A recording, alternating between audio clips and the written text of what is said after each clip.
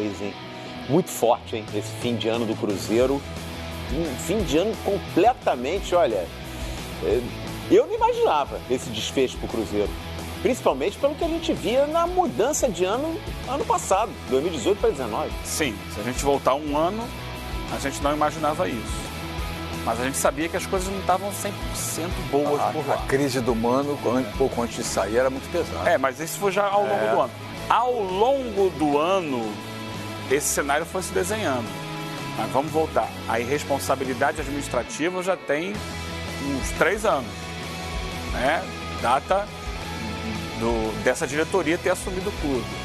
E a gente já tinha visto lá atrás o Cruzeiro fazendo contratações quando todo mundo falava assim, nossa, mas ele não tem capacidade de bancar isso daí. Não, até a saída do Fred do Atlético Mineiro para lá foi uma coisa confusa. Contratando, né? Até hoje não pagou. Pô, absurdo. Até hoje não pagou os 10 milhões de reais da multa que havia em caso de saída do Atlético para o Cruzeiro.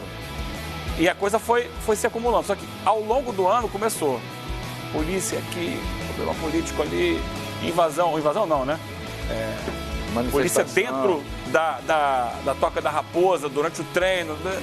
E as coisas foram acontecendo. O time que tinha começado o ano bem, de repente, depois do Campeonato Mineiro, foi virando fio, começou a perder aqui, perder... Nossa, o Cruzeiro no início do ano estava jogando demais. Demais. Até o mês de março ali era um timaço. Aí começa o problema. Aí sai o Mano Menezes. Quando sai o Mano Menezes, as pessoas têm esse costume no futebol, né? De apontar para o técnico. O técnico preocupado, fora o Mano Menezes. Ele saindo resolve o problema. E aí você vai vendo que o problema não era o Mano Menezes. E vê o Rogério, e ele é fritado dentro do elenco e não tem pulso a diretoria para...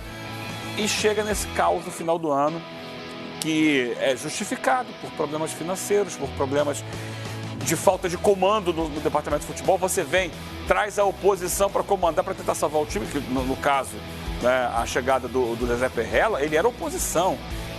O presidente sai de cena e fala assim, ok, vocês estão me criticando, vocês tocam aí, dá para o Zezé Perrella, ele não salva, cria outros problemas, aí sai o Zezé Perrella, o presidente renuncia. Nossa, é um ninho maluco essa história do Cruzeiro. E o que a gente olha é assim... E a torcida? Que é o grande patrimônio do Cruzeiro. Aliás, é o grande patrimônio de quase todos os clubes brasileiros. A torcida vai segurar essa onda.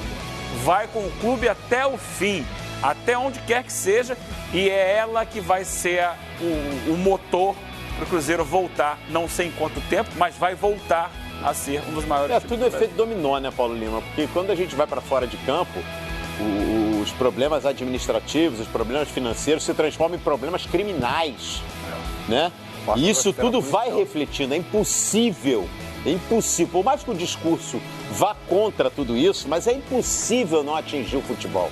É impossível. E na prática, porque atrasa o salário, você perde o treinador, as lideranças crescem, porque você não paga. As lideranças começam a tomar conta do vestiário. Lógico. E nem sempre essas lideranças elas são suficientes para resolver os problemas de dia a dia. Muitas vezes eles trazem novos problemas. E a gente viu, principalmente na passagem do Rogério, que isso ficou latente. Né? Houve um choque ali que mais tarde terminaria numa queda de braços que sobrou para o Rogério. Você vê que, se você for pegar rapidinho um paralelo do Luxemburgo no Vasco sem dinheiro. Né? O Luxemburgo chegou no Vasco sem dinheiro, mas se comprometeu com os jogadores a fazer aquilo que ele esperava, manter o Vasco na Série A do Campeonato Brasileiro. No final do ano, a diretoria do Vasco não cumpriu, ele pegou o boné dele e foi embora. O Rogério teria esse mesmo cacife para chegar na diretoria do Cruzeiro e falar, olha, temos que pagar, não sei o quê.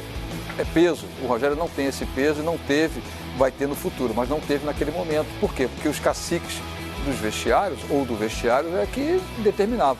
Mas, gente, a questão maior é a inadimplência com os jogadores, com os funcionários. Recentemente a gente viu a turma da Toca 2, funcionários sem dinheiro para preparar o café da manhã da garotada. Agora já se fala que vai unificar tudo numa toca só, porque o Cruzeiro não tem estrutura para manter todo esse patrimônio que o Cruzeiro tem de base, de profissional, ou seja, profissionais que o Cruzeiro tem. Vai ter que enxugar.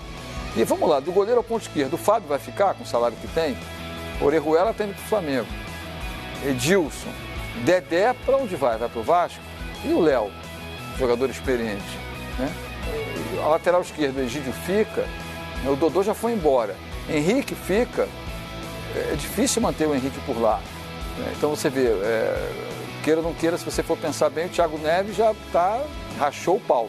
Já foi para a justiça, perdeu, mas vai continuar brigando pelo direito dele, que é receber XYZ de reais ou qualquer que seja, qualquer moeda que se pague a ele. O Fred já não fica mais. E esses jogadores todos que o Cruzeiro tem, que são medalhões, que são jogadores de experiência internacional, com passagem em seleção brasileira, lógico, alguns já meio que passando já dos 30 e tal, mas o Cruzeiro vai manter essa turma e quem fica por lá? Qual o Cruzeiro que vai ser montado para 2020? Porque a Série B não é tão simples assim, jogou só com a torcida, jogou só com a camisa, não sobe de uma hora para outra não. Você vê que quantos times estão aí há anos e anos brigando para subir, fica nessa gangorra, sobe e desce e não se consolida. Né? O Curitiba agora voltou, o Atlético Goianiense que também sobe e desce, voltou. Né? Então, queira ou não queira, o Bragantino já está na Série A, mas é um time que tem um investimento de empresa. Então, a consequência disso, né? O esporte que é forte no futebol brasileiro, nordestino, mas você vê como o CSA, Bahia, Fortaleza, Ceará, esses times estão se reestruturando, estão crescendo, estão ganhando corpo.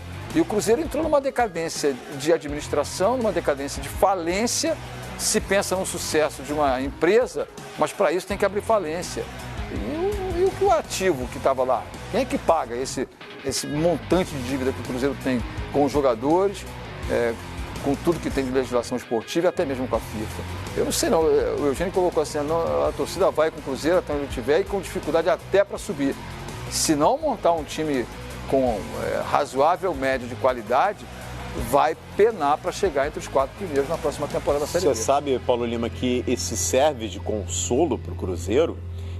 Eu acompanhei muito de perto aquele rebaixamento do Grêmio em 2004, quando o Grêmio vence a Série B em 2005, na Batalha dos Aflitos. Enfim, naquela virada de ano, nosso Mário Sérgio foi o executivo contratado para tocar todo aquele projeto.